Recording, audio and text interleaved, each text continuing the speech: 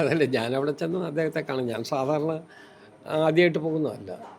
അതൊരു political mission എന്നുള്ളതിനേക്കാൾ കൂടുതൽ നമ്മളവിടെ നേരത്തെയും പോകാറുണ്ട്, ഇപ്പോഴും പോയി ആ നിലയിൽ തന്നെ. നിലവിലൊരു സാഹചര്യം ചർച്ചയാവുന്നൊരു സ്ഥിതിയാണ്. അവിടെ നമ്മളവിടെ പോയി അദ്ദേഹത്തെ കണ്ടു, അത് സംസാരിച്ച് പോന്നു. അതിനേക്കാൾ അപ്പുറത്ത് പറയാനുള്ളൊരു മാൻഡേറ്റ് എനിക്കില്ല. ഈ NSSന്റെ രാഷ്ട്രീയ നിലപാടും ചർച്ചയായിട്ടുണ്ടോ? ഇല്ല, അതാ ഞാൻ പറഞ്ഞത്, അത് പറയാനുള്ളൊരു മാൻഡേറ്റ് എനിക്കില്ല. ഞാൻ ഇന്നലെ അവിടെ പോയിരുന്നു, ഞാൻ അദ്ദേഹത്തെ കണ്ടു, സംസാരിച്ചു. അവരെടുത്ത നിലപാടുകൾ വളരെ കൃത്യതയോടുകൂടി ബഹുമാനത്തോടു കൂടി കാണുന്നൊരു വ്യക്തിയാണ് ഞാൻ. കാരണം അവർ ശബരിമല സംബന്ധിച്ച് ഒരു നിലപാടുണ്ട്, അതെല്ലാം ബഹുമാനത്തോടു കൂടി നമ്മൾ കാണണം. മാത്രമല്ല, ഒരു പൊസിഷൻ എടുക്കാനുള്ള എല്ലാ സ്വാതന്ത്ര്യവും നായർ സർവീസ് സൊസൈറ്റിക്കുണ്ട്. അതുകൊണ്ട് നമ്മൾ അതിനകത്ത് കയറി ആഭ്യന്തര കാര്യങ്ങളുടെ അഭിപ്രായം പറയുന്നത് ശരിയല്ല. അത് കൃത്യതയോടുകൂടി മുന്നോട്ട് പോകാനുള്ള പരിപക്വമായ ഒരു ലീഡർഷിപ്പ് നായർ സർവീസ് സൊസൈറ്റിക്കുണ്ട്. അതവർ ആ നിലയിൽ ചെയ്യുകയും ചെയ്യും. രാഷ്ട്രീയം ചർച്ചയായില്ല എന്ന് തന്നെയാണ്. അങ്ങനല്ലല്ലോ, എല്ലാ കാര്യങ്ങളും പറയാൻ പറ്റുമല്ലോ. എല്ലാ കാര്യങ്ങളും നമ്മൾ പോയി കണ്ടു, ഒരു ആശയവിനിമയം നടത്തി, അതെല്ലാം ആളുകൾക്ക് അറിയാവുന്നതുമാണ്. അദ്ദേഹത്തോട് നമുക്ക് സംസാരിക്കാനുള്ള കാര്യങ്ങൾ നമ്മൾ സംസാരിക്കുകയും ചെയ്തിട്ടുണ്ട്. പക്ഷേ അതിനേക്കാൾ അപ്പുറത്തേക്ക് പറയാനുള്ളൊരു മാൻഡേറ്റ് എനിക്കില്ല. ആശയവിനിമയം നടത്തി, കറക്റ്റായിട്ട് നടത്തി.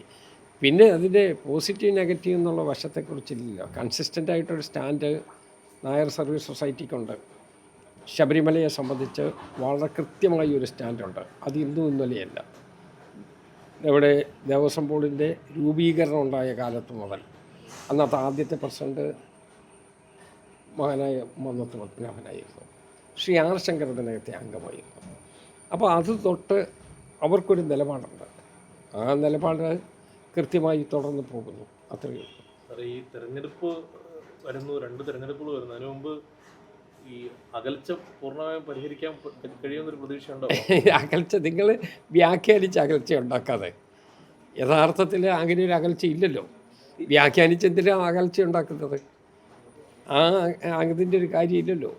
നിലവിൽ ഈ പ്രശ്നങ്ങൾ തുടങ്ങുന്ന സമയത്ത് സാർ പറഞ്ഞിരുന്നു ഈ മധ്യസ്ഥ ചർച്ചകൾക്ക് തയ്യാറാണ് എന്നുള്ളത്. അത്തരമൊരു ചർച്ച തന്നെയാണ്. ഞാൻ മധ്യസ്ഥ ചർച്ചയ്ക്ക് ഞാൻ ഒരിക്കലും പറഞ്ഞിട്ടുമില്ല, പറയത്തുമില്ല.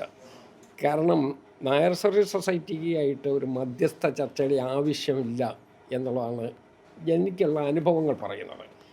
അവർക്ക് അവരുടേതായ സ്വതന്ത്ര നിലപാടുണ്ട്. ആ നിലപാടിനകത്ത് വെള്ളം ചേർക്കാതെ അവർ മുന്നോട്ട് പോവുകയാണ്.